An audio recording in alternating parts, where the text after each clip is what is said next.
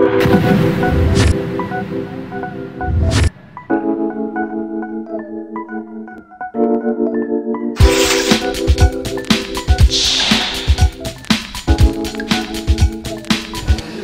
Poirier, bonjour, vous êtes à la tête d'Arcos depuis un peu plus d'1 an.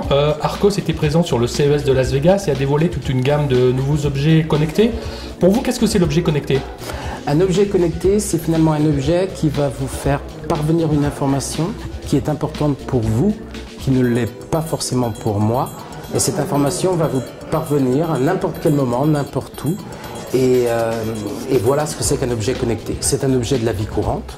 Donc vous disiez en préambule de cette discussion que tout objet peut être connecté et quelque part vous dédramatisez un petit peu, on parle beaucoup de technologie mais finalement votre discours c'est d'aller vers la simplicité et le design. Tout à fait, un objet connecté, et j'en ai un dans la main, donc c'est finalement un objet qui n'a plus de câble, c'est un objet qui a des fonctions courantes comme une caméra, c'est un objet qui est miniaturisé, qui est joli, qui va, et c'est important, communiquer avec n'importe quel téléphone, tablette, ordinateur et qui va lui envoyer une information. Donc là, vous avez une caméra qui va envoyer une photo que je vais prendre de vous sur un téléphone ou sur une tablette. Donc voilà, un objet connecté, c'est tout simple. C'est un objet qui envoie des informations pertinentes à d'autres objets comme des téléphones et des tablettes. Alors Arcos est aujourd'hui un des derniers fabricants français dans le monde de l'électronique grand public. On vous a connu avec les lecteurs MP3, les tablettes et la téléphonie. Tout ça aujourd'hui pour vous, ça a une cohérence globale? Oui, alors Arcos c'est donc 12 ans d'innovation. Donc 2001 et on l'a regardé ensemble tout à l'heure, donc le Jukebox, qui est un emblème, qui est le premier bel objet d'Arcos. Ensuite donc le PMA 400, qui était la première tablette Wi-Fi en 2004. 2004, unique. Première tablette Android, nous sommes allés voir Google, l'équipe d'Andy Rubin en 2007. Nous étions en Google Android Cupcake, pour ceux qui connaissent, c'était le tout début. Première tablette Android en 2007 et aujourd'hui donc finalement ce n'est que la continuation, les objets connectés. Quelle est votre valeur ajoutée, votre différence par rapport à d'autres solutions, à d'autres marques? Parce que effectivement à Las Vegas, on voit bien le marché du smart home aujourd'hui attire beaucoup de monde, il y a des provisions énormes, on parle de millions d'objets connectés dans le monde à des échéances de quelques années. Comment vous allez vous organiser sur ce marché-là? Déjà, il faut une volonté farouche d'innover, hein. C'est-à-dire que Arcos est là depuis 15 ans maintenant par sa faculté d'innover. La deuxième chose, et ce qui est important, c'est d'avoir construit une marque.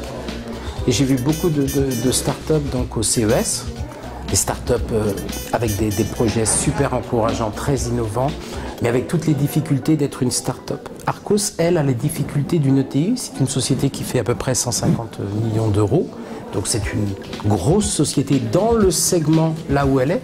Arcos est numéro 3 européen des tablettes en volume, ce qui n'est pas négligeable. Arcos est numéro 7 mondial en tablettes. Arcos depuis peu est numéro 5 en téléphone en France. Et donc tout cet enjeu dans les objets connectés, c'est d'aller très très vite et d'essayer avec les enseignes de construire une offre que le consommateur va comprendre.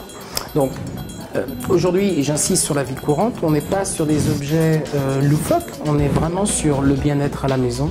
On n'est pas du tout sur une domotique, la domotique des années 80, où vous alliez ramener la boîte avec les câbles et votre femme vous faisait renvoyer cette fameuse boîte. Aujourd'hui, on est sur des objets qui sont jolis. Donc là, vous avez typiquement la console, qui est une très très belle tablette. Toujours, j'insiste, sans fil. Aujourd'hui, ce qui va être important dans les objets connectés, c'est que le client, en moins de 10 secondes, soit capable d'appréhender pourquoi l'objet va être finalement un facilitateur, quel qu'il soit, dans sa vie, à la maison, dans le sport, dans la santé, voilà. Donc de l'innovation, du design, du marketing, tout à fait. Un peu plus de communication, c'était un peu le point faible aussi de la marque. Tout à fait, donc je pense que vous avez vu depuis le CES et un petit peu avant que Arcos est un grand changement est en train de s'opérer. On communique, on pense qu'il est important vraiment d'installer la marque. Arcos a su a su gagner aussi des marques blanches. Donc Archos a fait le Quechua Phone pour Decathlon et nous en sommes fiers.